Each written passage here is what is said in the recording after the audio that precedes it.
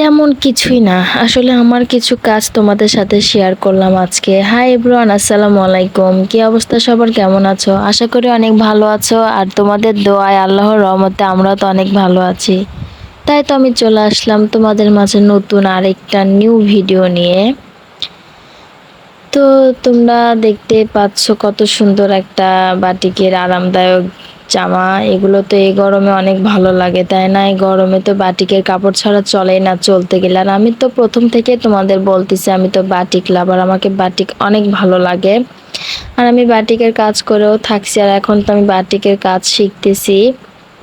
হ্যাঁ, এই তো দেখতে পাচ্ছ একটা লাল জামা, তারপর সাদা সুতা দিয়ে কাজ করা। কাজটা অনেক সুন্দর ছিল, আর কাজটা পুরোটা হয়নি বলে আমি তোমাদের দেখাতে পারলাম না, সরি। পরে ভিডিওতে আমি জামাটা দেখাই। এটা তো দেখতে পাচ্ছ, এটা হচ্ছে কলিজা কালার জামা। সুতা ছিল হচ্ছে যে কমলা কালার আর হচ্ছে বাসন্তী কালার। কালারটা ছিল অনেক সুন্দর, কিন্তু ফোনে অত ভালো লাগতেছে না, কারণ অন্ধকার অন্ধকার একটু ছিল, এই কারণে। আমরা মেয়ে মানুষ, আমাদের কত শখ, কত ইচ্ছা, তাই না? কত কি আমরা স্বপ্ন দেখি, কিন্তু সব স্বপ্নই কি আমাদের পূরণ হয়? কেন আমরা মেয়ে বলে কি আমাদের সব স্বপ্ন পূরণ হবে না? একটা গল্প বলি আপনাদের। একটা মেয়ে সব সময় হেরে যায় তার বাস্তবতার কাছে, তাই না?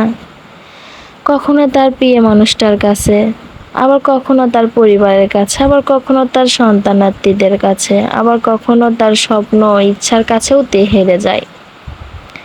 মেয়েরা চাইলেও তাদের ইচ্ছা মতো চলতে পারে না। কেন? তারা মেয়ে বলে তাদের ছোট ছোট ইচ্ছাগুলোও পূরণ করতে পারে না। পারে না তাদের ভালোবাসা ও মমতা দিয়ে কাউকে খুশি করতে।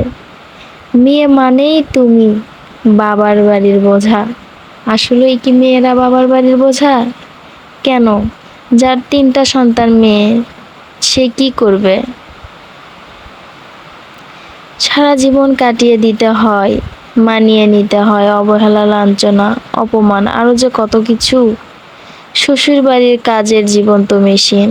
শ্বশুর বাড়িতে কাজ করবা তো তুমি মেয়ে ভালো, শ্বশুর বাড়িতে কাজ করবা না তো তুমি মেয়ে ভালো না।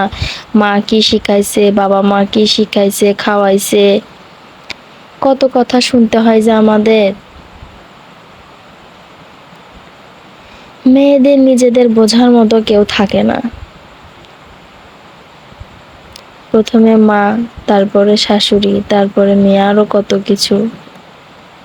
আসলে মেয়েদের সবাই নিজেদের সুবিধা মতো ব্যবহার করতে চায়, তারপরে ব্যবহার করা শেষ, তারপরে তো বোঝেনি আপনারা। মেয়েরা যার কথা মতো চলে, মেয়েরা যার কথা মতো চলতে পারে তার কাছে সে অনেক ভালো। আর যদি তার কথা মতো চলতে না পারে তার কাছে সে অনেক বাজে একটা মেয়ে।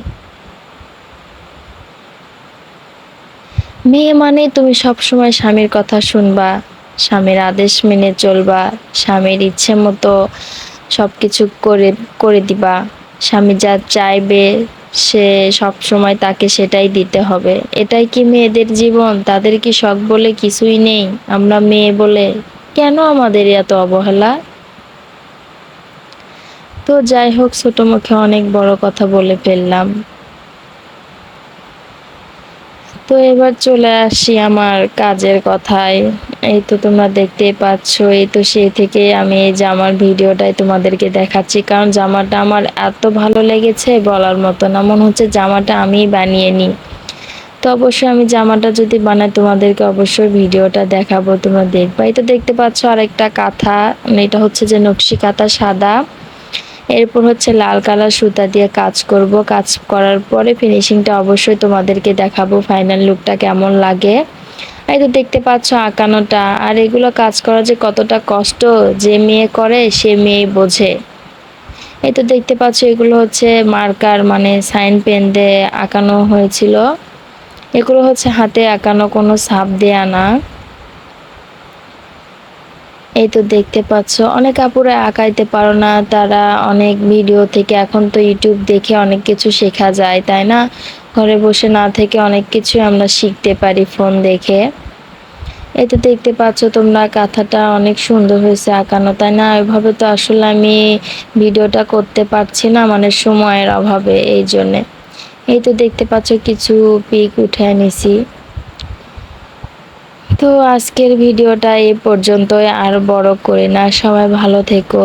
আল্লাহ হাফেজ।